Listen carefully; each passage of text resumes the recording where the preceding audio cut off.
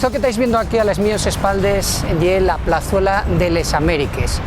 Estamos en Bolivia, estamos en Cochabamba, un símbolo Bolivia donde el presidente Evo Morales ganó una vegada más las elecciones por una amplia mayoría.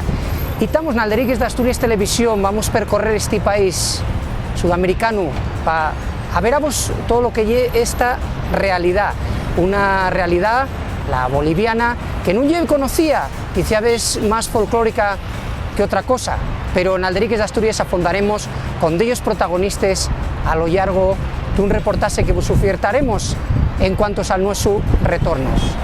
Más nada, informó vos desde Cochabamba, Bolivia, Samuel Gradín, para Alderiques de Asturias.